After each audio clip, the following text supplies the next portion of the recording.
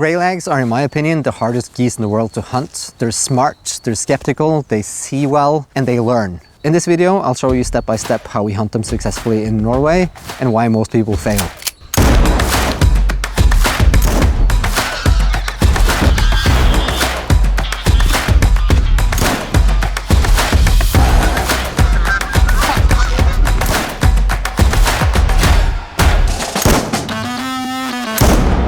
I also think this video will be really useful even if you hunt other types of geese, because if you know how to hunt a Greylag goose, you can hunt any other goose successfully. Maybe not snow geese, I don't know, I've heard those are really hard too. We don't have those here, so I can't speak to that. But any other goose than that will apply. Now keep in mind that everything I talk about here is based on how we hunt the Greylag goose in Norway. Where you live, it might be a bit different, but I bet you anything, there'll be a lot of similarities. To hunt Greylag geese, you first have to understand how they operate. So the Greylags, like any other goose, spend most of their time on a roost. A roost is a shallow body of water where the goose spends most of their day filling up their gizzards and relaxing, and it's a safe spot for them.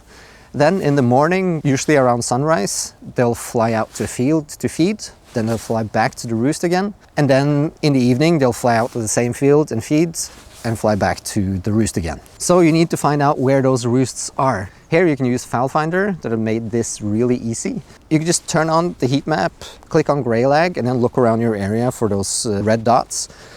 The red dots are the highest concentration of birds. If you zoom in, you can see that's usually over a body of water, and that'll usually be a roost. So then you can just leave a roost pin and your crew will have that saved forever, so you know where to go. I recommend doing that for your whole area, so you have a lot of different roosts to choose from, and that's where you'll start your scouting.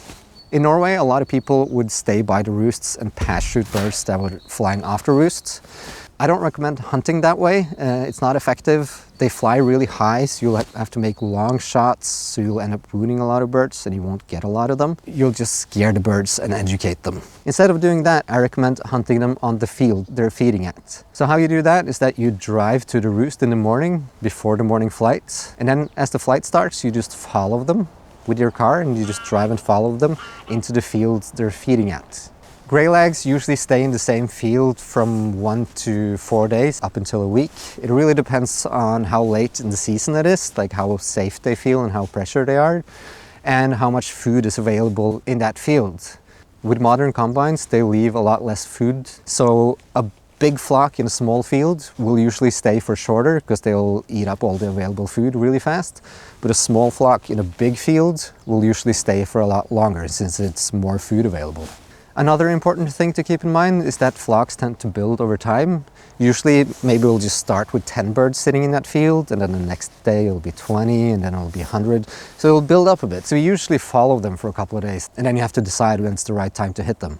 When you're scouting a field, pay attention to where the birds land in the field and how they operate and move within the field. Also, look out for good hiding spots, like piles of straw left in the field, small farm lanes to hide in, taller grass somewhere, or creeks, or those natural field divides. Those are usually really nice to hide in. All these details will be really important when setting up on hunt day. Once you've found a good field, the next step is to get permission. Find out who owns it, go knock on the door. Most of the time, like, farmers are super happy that people come and hunt the geese because they do a lot of damage to the crops. So yeah, usually they'll be really positive to it. And once you got the permission, like, chances are that the birds might be back there next year too. So we save that field in Fowl Finder with the contact info for the owner and the permission status, so we remember for next year, because there will be a lot of fields over the years building up. So it's nice to have a directory of what fields you have permission on and not. We do that so we can keep track of them, so we don't have to start over every year. The only reason men have hobbies is to buy gear, right? Goose hunting is perfect for that because there's a lot of gear to buy. You don't need everything to get started, but you need a fair bit. The most important things are decoys and layout blinds. Okay, so for layout blinds, in a lot of films from the States, you'll see people using A-frames to hunt geese, and that looks really, really dope and comfortable. But that won't work for Greylags, because they don't want to stay close to forest edges and where there's a lot of tall vegetation, because they're scared of predatory birds. So you need to use layout blinds, and you need to hide them really well. There's two types of layout blinds. You have the coffin style with the doors that open, kind of like a barn door style. Those are really good, and we use those a lot, and a lot of people are very successful with them. And then you have the Avery Power Hunter and DKY Supreme Hunter style, which is kind of like a sleeping bag, but with like a big hood. We've started using only those because they have a way lower profile and you don't have the opening above your face that creates like a dark spot that we found usually can flare geese. They're a bit more uncomfortable to be in and you have to have your gun on the outside. We find that they're easier to hide in the field. It's really just the hood sticking up because they have a way lower profile. So I recommend those. The second most important thing is decoys. Greylags are really smart and have a really good vision, so don't cheap out on the decoys, you need really good ones. Most of them should be full bodies with some shells mixed in, and ideally all of them should be flocked. What we used is that we started with these ones. These are the Avian X speckle bellies that we just painted the white ring in the front. We started with those because nobody made Greylag decoys, but they're really nice. We're still using them because they work well. Another one we use is the Final Approach Greylag. That one looks really nice too, fully flocked, looks like a Greylag Goose. They also have a really nice motion system, so the feeders, they look like they're actually feeding in the wind. They go up and down, not just side to side. Another one that's really good is the DKY Greylag. This is kind of the OG. This has been like the industry standard for a long time. They don't make those anymore, but they make a similar lightweight one. We haven't tried that one yet, but I'm sure it's great. And then the last ones we bought are also really good. These are the Nordic Decoys Greylag Goose. They're super nice. They're more lightweight. The flock looks amazing, they look like real Greylag geese, but they're made out of lighter materials, so they're way easier to carry out in the field. And that's really nice, because you have to carry a lot of decoys out in the field and it tends to get really, really heavy. We also use some shells. I have the Canada shell here. This is a shell from DKY. We use those because they're super nice to hide dead birds underneath. Yeah, and also for Canada geese, we use these Avian X ones. These are not flocked. So you want them to be flocked because then you can use them in every weather, because the Greylag geese will flare, especially if it's a bit of morning dew on those non-flocked ones and you get sunlight on them, they get shiny and that'll flare birds. On an overcast day you can get away with it, but not with sun and morning dew. How many decoys do you need? Goose hunting is kind of an arms race. In the beginning of the season, you don't need that many. You could start with like 30, 40 and place them out in smaller family groups, because that's usually how they operate in the beginning of the season. But as you get closer to the end of the season, the flocks are way bigger and the geese are way more skeptical. So you usually need a way bigger spread. We use around 100 to 120. With a mix of like 70-30 ratio of full bodies and shells, and probably a 70-30 ratio of Greylags to Canada geese as well. But like I said, you don't really need the Canada geese decoys. It's just that I like to have the Canada geese decoys there because I like to call the Canada geese when I see them, and I feel like it makes more sense to hear the Canada goose sound when you see Canada geese in the field. For calls, we use calls from DKY. These are the two ones we use. It's the Greylag Hammer from DKY and the Greylag Easy from DKY. They're both really good calls. The Greylag Easy is, like the name says, it's easier to use. It's easier to make the lower notes on it, while the Greylag Hammer has a longer reach. It gets louder. It also has a wider spectrum of sounds, but it's a bit harder to master. I really like to use both. For flags, you don't really need flags, but they are super nice. We use them to get flocks in that looks like they're not heading our direction. So you use it when they're really far away, and you just flag a little bit, and then you have to make sure to hide your flag before they get close. And don't flag them as they get close, because they'll spot it that it's just a flag. So what you use the flag for is to imitate landing birds. So it works well when you're far away. And another big mistake people do is that they just leave the flag out when they're not using it. That works on Canada geese, but the Greylag geese will see it and they'll flare. So you have to get a flag that's easy to collapse, so you can hide it inside your blind. So the skills you need. In the off season, practice your calling as much as possible. You can never get good enough. I keep my calls in the car, because there I can practice as much as I want. They're really, really loud and really, really annoying to listen to. So you can't really practice inside if you live with someone and you want to continue to live with that person.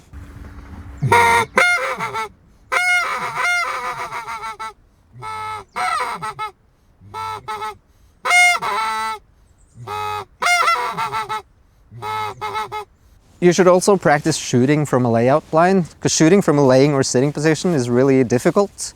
You can practice that at home with just laying on the couch and mounting your gun as you do a sit-up. And speaking of sit-ups too, it's smart to stay in shape. Like goose hunting is really hard work. There's a lot of carrying a lot of gear in and out of the field, carrying heavy birds and running after crippled birds. So staying in shape will make you a better hunter, because when you've crippled a bird, you can run after it and get it fast back into the blind. So you'll stay hidden for longer. You can set up faster, so it'll just make for a better hunt. I think the one most important thing for goose hunting is to have a good crew, because it's a lot of work, and I think a lot of people just give up because they don't realize how much work it is. Like during the season, we're up almost every day at 4 and 5 in the morning to scout before work, and having like a good group of people that can all go out and scout means that we cover way more ground and we'll find more birds. So it's important to find people that are just as hardworking and obsessed as you are.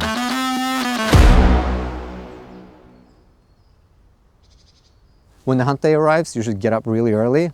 By now you should have a good call on when the flight starts. If not, FowlFinder has a really good tool for that, where it uses previous data to predict the flight time. So you can use that, but always allow for extra time. Okay, so the birds always want to land into the wind. So keep that in mind when setting up the blinds. The most ideal is to have the wind in the back, but if you can't do that, you can also side shoot them, so have the wind from the side. So keep that in mind when setting up the blinds. The hide is the most important thing, and a lot of people fail here. Because if you're not hidden well enough, you won't get Greylags. The Canada geese might come in, but the Greylags, they will just circle way out of range and then fly away. We've seen it happen countless times, and it's always been the hide. You always think maybe it's the decoys, but it's always the hide, 9 times out of 10. I think a common mistake people do is to copy what they see in American videos, where you kind of just brush your blind in and put it out in the middle of the field and the geese come in. They even use like raffia grass or stuff like that. That won't work for the Greylags. You have to be invisible. You have to use vegetation that you find on that field, so you look exactly like the field. You can't cast big shadows, so if you're staying in the middle of the field, try to dig in your blind so you don't catch shadows. Geese have monocular vision and not binocular vision, so their depth of field isn't that good, but they'll see shadows really well. And their vision is way better than ours. They can see way more shades of green, they can see longer, so if you think you're hidden well enough, try to hide better, because chances are you're not. What we have most success with is to hide in tall grass or farm lanes or those small field divides between fields, but make sure it's not like a tree line, or make sure it's not on a forest edge, because Greylags are super scared of trees because they associate it with predatory birds and foxes and stuff like that. But small lanes of tall grass or like a creek, that works really well, and you'll be able to hide better there than in the middle of the field. But again, if you're gonna hide in the middle of the field, dig down and make sure there's like piles of straw you can get, or piles of grass, and make sure that it's hard to spot for the human eye, then you have a chance. Another good call too is to use the decoys to hide the blinds. If you're out in the middle of the field, just pile the decoys really heavy around the blinds to get rid of all the sharp edges and the contours. And also, when getting material to brush in the blinds, when you think you have enough, you need 3 times as much, usually. Okay, so for a decoy setup, we usually stick to 2 kinds of setups. It's a U shape if we have the wind in our backs, and a J shape if you have the wind from the sides. So the reason for this is that the geese wants to land where they feel safe, so they want to land among other geese, but they don't want to fly and land on top of geese. So they have to have like a runway they can land in, and then they want to land where there's geese on both sides and where there's the biggest concentration of geese. And they want to land into the wind. So with a J shape, you just have the blinds in the long part of the J, and then they land into kind of the landing zone in the J. And then with the U, you sit in the bottom of the U facing the 2 lines, and you have the decoys going out like this on each side of you.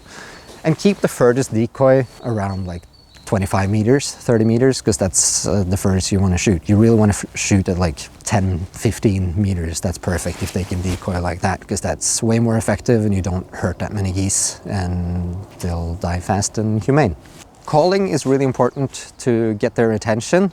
Also, like when you scout, pay attention to how the Greylags sound like when they're on a field. A lot of the time they're surprisingly quiet in the field, so I try to use a less is more approach. Like I call loud and heavy when I hear them far out to get their attention, to get them in.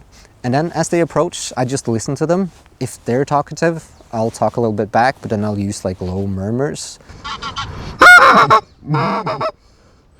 If they're quiet, I'll often stay quiet too, because they don't want to talk, and then they come in. In Norway, you can also use e-callers. We have success with that, but I like the manual call more, because you're able to talk to them. The e-callers kind of just play the same track over and over again. The comeback call for a Greylag